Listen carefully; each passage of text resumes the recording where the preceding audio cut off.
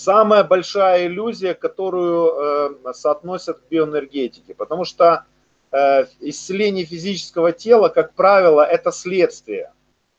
Это следствие. То есть физическое тело без исцеления тонких полей невозможно. Можно только прибегнуть к услугам медицины, а медицина это услуга, которую сделали обязательной. Что-то отрезать, что болит. И все. Не болит, значит здоров. Ну, ногу там, руку. Ну, здоров, но без руки, без ноги. А почему нога загнила? Или почему на войне ногу оторвала? Вот на это отвечает биоэнергетика. В первую очередь. Почему человек не дружит с головой, тоже отвечает, почему биоэнергетика. Биоэнергетика может лечить любые болезни.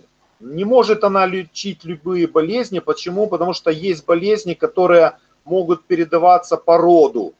Но вот род напаскудил в жизни, и его прокляли до 7-го колена. И ты 7-й в роду, который должен переболеть этой болезнью. Или есть, например, болезнь такая, как псориаз. А вы знаете, что псориаз это болезнь кармическая. Это человека, которого сжигали на кострах, или он был сожжен в прошлом воплощении, болеет псориазом. Или, например, человек, который боится воды, его утопили. Ну, например. Или водянка. Это часто болеют, очень часто ведьмы, у которых от соприкосновения с водой вздуваются руки, называют водянка. Притом аллергия страшнейшая, ничем не лечится. Да ведьму утопили-то, и она вздулась, как водянка, и раскладывалась очень долго и нудно. И таких примеров можно. Поэтому биоэнергетика это ложь, что она может вылечить любые болезни. Например, может ли она вылечить рак? Может. Но в первую очередь рак лечится в голове, потому что это не принятие себя или отвержение другого человека, не любовь к другому человеку тоже может вызвать рак. Например, женщины, которые выставляют свою грудь на показ, подвержены болезни рака намного больше. Почему? Потому что мужчина посмотрел на грудь, слюнка закапала, мысли проявились, энергетический удар по молочным железам. Что происходит с человеком, женщиной? Неудовлетворенная энергия, заблокированная энергия мужчины не реализована. Она ударила по груди, заболела, идут к мамологу, отрезают грудь. Финиш. Финита ля комедия. И здесь не надо говорить о каком-то христианском целомудрии. Это чистая биоэнергетика. Может ли вылечить в таком случае рак? Может в таком случае, если он уже не перешел в 4-ю стадию, где может только вмешаться услуги медицины. А если на начальном этапе, то это можно сделать. Почему это можно сделать? Потому что нужно очистить. А очищение это не что иное, как осознание. Как только человек осознал, он очистился. Все, он пережег своим вниманием, осознав, почему у него это происходит. Все, вылечился от рака, ничего нету, ушли опухоли. Врачи в шоке, это чудо. Ага, сейчас, боженька помог. Энергетика это дар человека, и он должен. Ну, во-первых, никто никому ничего не должен. Ни один человек никому ничего не должен, не проявив свою волю. Поэтому, если у тебя дар, ты никому ничего не должен.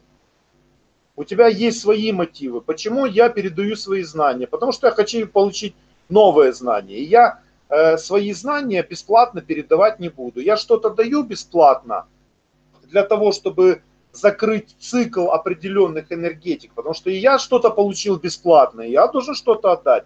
Но есть вещи, которые потом и кровью. Извините, ребята, переводим это все в денежную энергию, и я должен тоже заработать чего-то. Я, в конце концов, знаете, я не праной питаюсь, я ем мясо, вот, ну и так далее. Я такой же, как вы, вот. Люблю пивка тяпнуть, тоже есть такое. Нравится мне этот напиток? Ну, у каждого свои слабости. Главное с умом. Дар человека. Энергетик это дар человека. Ребята, хочу опровергнуть определенную теорию, что дары передаются по роду. Вот бабушка у меня была ведьма, а дедушка чернокнижник. Ну я точно ведьмак. Полный бред. Без обучения, без постижения знаний это не передается. То есть есть определенный талант, не спорю, по роду передался генетический талант. Но этот талант можно пропить, этот талант можно уничтожить. Если ты не развиваешь этот дар, то этот дар до лампочки. То есть дар нужно развивать, его нужно воспитывать, нужно чувствовать то, что в тебе уже заложено. Если ты это не чувствуешь, сам по себе дар работать не будет. Бабушка, когда умирала, взяла меня за ручку. Это, извините, я иронизирую из своего опыта верентов. Взяла меня за ручку, и у меня открылся дар. Битва экстрасенсов.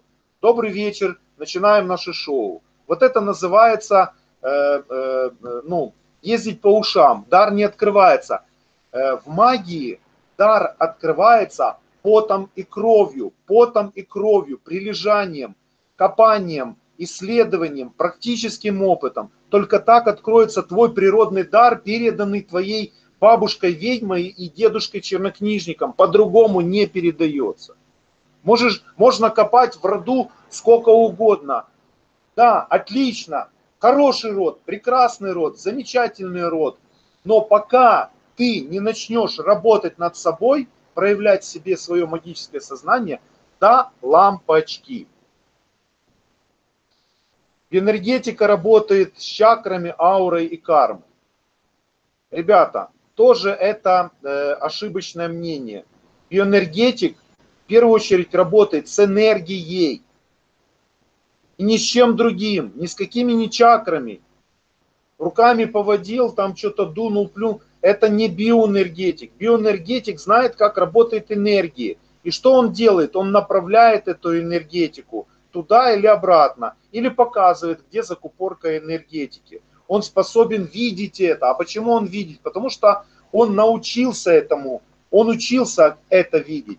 Он не работает с чакрами, он не работает с аурой, не работает с кармой. С кармой работает сам человек, с аурой своей работает сам человек, с чакрами работает сам человек. Биоэнергетик работает с энергетикой. Все, финиш. Как хотите, так и понимаете. Естественно, он влияет на это все. Биоэнергетика – это лечение человека руками.